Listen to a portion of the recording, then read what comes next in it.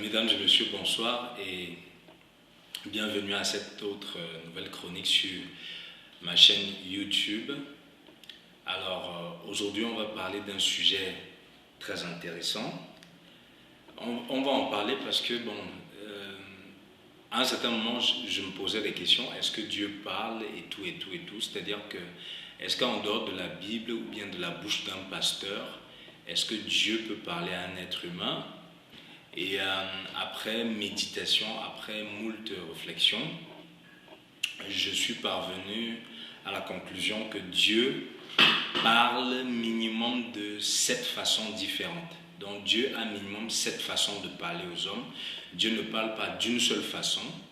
Alors on va aller tout droit au but. Donc Dieu nous parle, écoutons, Dieu nous parle toujours. Dieu nous parle tantôt d'une manière, tantôt d'une autre. Aussi puissant que Dieu puisse être, Dieu n'a pas une seule façon de nous parler en fait. Donc Dieu utilise plusieurs canaux pour nous atteindre, pour nous parler. Et surtout, Dieu utilise le canal qui nous est le plus accessible. C'est-à-dire que Dieu nous parle un peu. Par exemple, on va imaginer que Dieu c'est un peu comme un père et nous sommes un peu comme ses enfants. Et nous savons tous que si nous sommes des parents, selon que si nous avons par exemple 5 enfants, la façon dont nous allons parler à l'aîné des enfants n'est pas la même chose, n'est pas la même façon que nous allons parler au cadet ou bien à celui qui est né, je ne sais pas pourquoi, en troisième position et tout. La façon dont on parle à un adulte, par exemple de 50 ans, n'est pas la même manière dont on parle à un enfant de 10 ans. Et pareillement, la façon dont on parle à quelqu'un de 20 ans n'est pas la même chose lorsqu'on parlerait à quelqu'un qui a 30 ans. Donc Dieu utilise le langage qui nous est le plus familier. Alors la première façon par laquelle Dieu peut nous parler à travers un même rêve qui se répète. C'est-à-dire que chaque fois que vous dormez, il y a toujours un rêve qui vient avec les mêmes personnages, le même décor et qui se répète en fait. Donc ici, la répétition d'un rêve signifie qu'il y a un message que nous devons tirer de ce rêve-là. Ce rêve-là ne se répète pas pour rien. Il y a forcément quelque chose dans ce rêve-là qui nous intéresse et que nous devons prendre en compte en fait. Dieu peut aussi nous parler par des songes, c'est-à-dire par exemple avec l'apparition dans un sommeil par exemple d'un ange qui nous parle aussi, donc qui nous parle un peu comme si on était éveillé, comme si on était dans une vie réelle quoi. Par exemple, on a vu un cas biblique qui est Joseph qui a rencontré l'ange Gabriel et bien d'autres tralala. D'ailleurs, certains écrits sacrés, par exemple, comme la Bible, je le disais tout à l'heure, prétendent que des gens de chair ont parlé face à face avec des gens ou bien des êtres qui se sont présentés à eux comme des messagers de Dieu. Et c'est ce qu'on a appelé les anges. Par exemple, pour le cas de Joseph, on dit que l'ange Gabriel lui est apparu parce qu'il avait une idée en tête et lui a dit, bon, voilà. Donc, c'était vraiment un ange, c'était vraiment pas un truc imaginaire. C'est juste que, bon, peut-être dans la vie réelle, il ne pouvait pas rencontrer cet ange. Il fallait qu'il soit dans un état de somnolence et dans un état où il ne peut pas avoir peur, en fait, où il lâche prise, où il est plus accessible pour rencontrer donc cet être spirituel. Deuxième façon par laquelle Dieu peut nous parler avec une chanson ou un refrain de chanson qui joue et rejoue dans notre tête. Moi, il me souvient qu'à un moment, il y avait cette chanson de Kérosène et Serge Beno. Ça dépend de toi, la vie que tu cherches là, ça dépend de toi. C'est dans ta main, ça dépend. Donc, il y avait ce refrain-là, c'est dans ta main, ça dépend, c'est dans ta main. Et à ce moment-là, j'avais un téléphone dans ma main et j'avais une image en fait d'une personnalité en fond d'écran. Et puis, dans ma tête, je me disais, forcément, peut-être la chanson est en train de vouloir me dire de me focaliser sur cette image-là. Et petite anecdote pour une petite parenthèse, cette personne-là est quelqu'un de très célèbre dans le domaine de la communication. Je ne vais pas citer la personne. Donc, c'est juste pour vous dire en fait que ici, le caractère répétitif de la musique ou d'un morceau ou bien d'un vers ou bien d'une phrase dans une chanson prouve que la chanson est le mieux adapté pour nous faire comprendre le message que Dieu veut nous faire comprendre. Troisième passage ou bien troisième canal par lequel Dieu nous parle, Dieu peut nous parler à travers un passage dans un livre. C'est-à-dire que pendant que vous êtes en train de lire un livre par exemple, ou bien plusieurs livres, vous vous retrouvez avec des phrases à l'intérieur qui vous parlent en fait, ou bien des décors qui vous parlent, c'est-à-dire que vous tombez sur un mot, une phrase, un groupe de mots qui vous parle, un groupe de mots qui est un peu comme la clé, qui est un peu comme la réponse à votre question, ou bien qui vous dirige vers quelque chose en fait. Donc, un passage dans un livre peut aussi être un moyen par lequel Dieu peut nous parler. Il peut nous arriver au cours, par exemple, de la lecture d'un livre, de tomber sur un paragraphe, une phrase ou un morceau de phrase qui nous parle et nous arrête comme si on avait découvert quelque chose de précieux. Donc, par exemple, Dieu peut nous parler à travers d'un livre.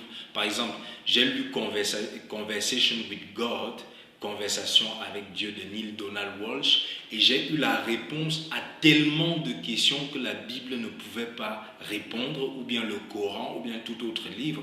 C'est-à-dire que les questions sur la connaissance de soi-même, les questions sur l'univers et les questions sur la géostratégie. Quand j'ai lu ce livre-là, j'ai compris beaucoup de choses. Il y a beaucoup de livres comme ça. Par exemple, Réfléchissez et devenez riche. Vous comprenez beaucoup de choses.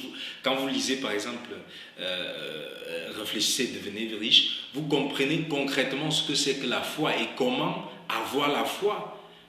Ok? Alors, quatrième moyen par lequel Dieu nous parle à travers ce qu'on appelle les images mentales. C'est-à-dire que si vous avez des images mentales qui vont et reviennent dans votre esprit, ça peut être l'image d'un homme socialement bien placé, par exemple un politicien, un animateur, un homme d'affaires, un mécanicien, un médecin.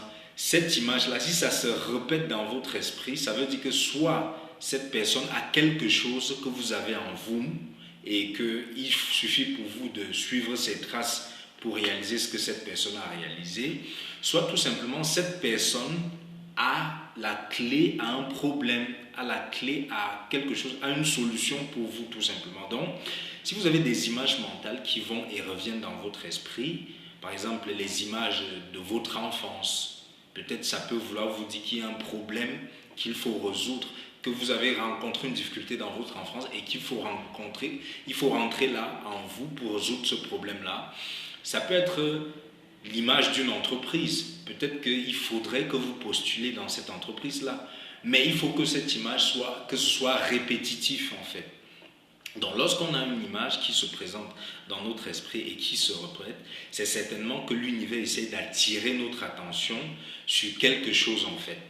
Cinquième moyen par lequel l'univers ou bien Dieu nous parle, nous avons ce qu'on appelle notre voix intérieure. Nous avons tous une petite voix intérieure qui nous parle en fait, qui nous souffle à l'oreille. Il n'y a que nous pour entendre ça. Personne d'autre ne peut entendre ça.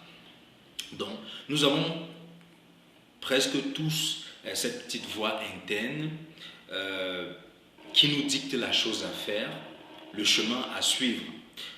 Son mot d'ordre généralement c'est vas-y, oui, c'est le bon moment, vas-y, c'est la bonne personne, c'est la bonne opportunité. Parfois cette voix-là nous dit vas-y, mais parfois nous, on est hésitant, on a peur, on se dit non, peut-être c'est pas le bon moment. Donc il y a souvent la petite voix interne qui nous dit go, vas-y. Et puis, il faut dire que la possibilité de son choix, c'est-à-dire de choisir ce que nous dit la voix intérieure, s'accompagne souvent d'une peur d'échouer ou bien de risquer quelque chose en fait. Lorsque nous l'écoutons et que tout se passe bien, vous voyez, nous sommes un peu comme au ciel. On dit vraiment, j'avais ressenti ça en moi. Une chose me disait, fais ça, et j'ai fait ça, réussi. Mais généralement, lorsque nous suivons cette voie-là et que les choses tournent mal, on a de moins en moins confiance en cette voix intérieure-là. C'est-à-dire, on l'étouffe et on veut plus faire confiance à ce que les gens nous disent et tout, et tout, et tout, et tout. Donc, la petite voix intérieure peut être ce qu'on appelle l'intuition ou bien un pressentiment. Donc, on ressent ça en soi, quoi. C'est quelque chose qu'on entend en soi-même. Sixième façon par laquelle Dieu peut nous parler, c'est à travers une interpellation externe. Je parle bien d'interpellation. C'est-à-dire, interpellation, c'est quelque chose qui t'arrête net.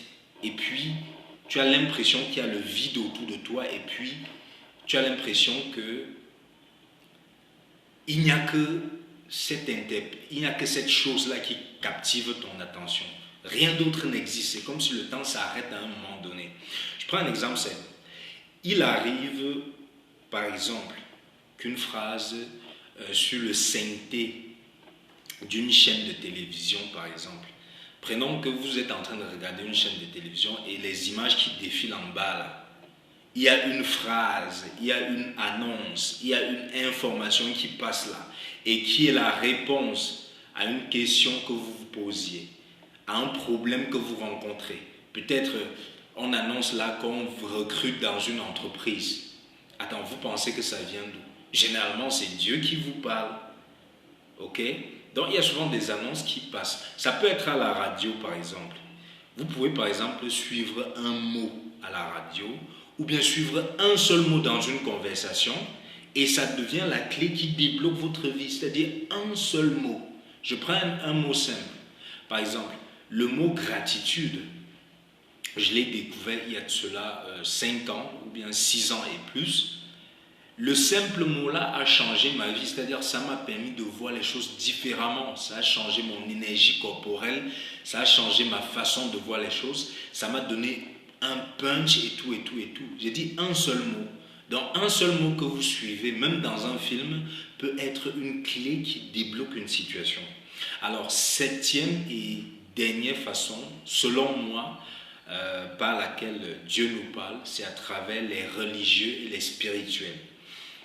Alors, c'est le cas des livres sacrés avec leurs évangiles et leurs sourates. Lorsque je parle des livres sacrés, on peut voir la Bible, on peut voir le Coran, on peut voir d'autres livres de certaines religions, peut-être le bouddhisme que je ne connais pas. Donc, nous avons aussi ceux qu'on appelle les hommes de Dieu ou bien les Kamsi, qui peuvent être des voyants ou bien des prophètes. Chez nous à l'ouest, on appelle les hommes de Dieu généralement les Kamsi, c'est-à-dire traditionnellement parlant, on les appelle Kamsi, c'est-à-dire quoi? Les envoyés de Dieu, les notables de Dieu, les porte-paroles de Dieu et tout, et tout, et tout, tout. Donc, on peut aussi, Dieu peut nous parler aussi à travers ces gens-là. Mais le problème, c'est que ils peuvent avoir des très bonnes révélations dans nos vies, ok?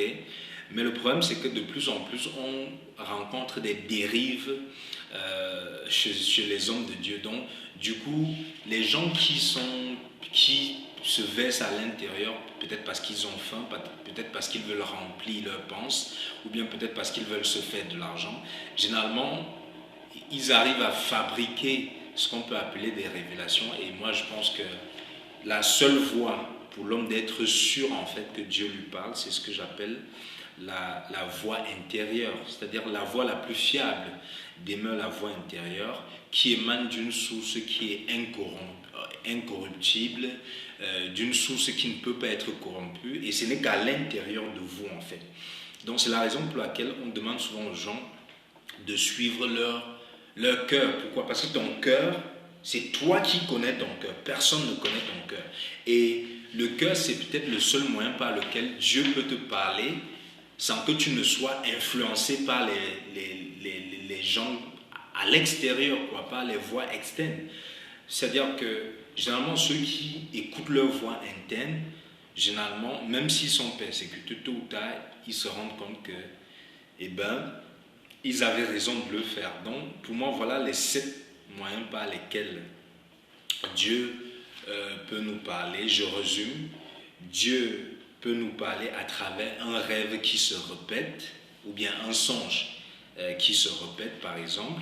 Dieu peut nous parler à travers une chanson ou bien un refrain, le refrain d'une chanson qui se répète dans notre tête. Dieu peut nous parler à travers le passage d'un livre, c'est-à-dire on lit un livre et on trouve la réponse à sa question.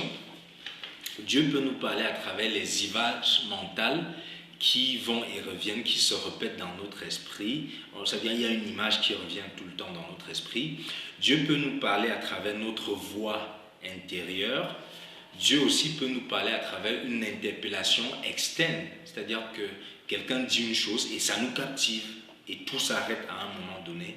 Dieu aussi peut nous parler à travers les religions, les religieux, les spirituels, quoi, c'est-à-dire la Bible, le Coran, ou bien ce qu'on appelle les hommes de Dieu, les imams et tout et tout et tout. Donc, pour moi, c'est ce que j'avais à partager avec vous aujourd'hui. On se retrouve prochainement pour une autre chronique de société. C'est ma passion que de réfléchir sur des questions de société, sur des questions philosophiques, spirituelles et de partager ça avec les gens. N'oubliez pas de laisser des commentaires et de me dire aussi comment Dieu vous parle.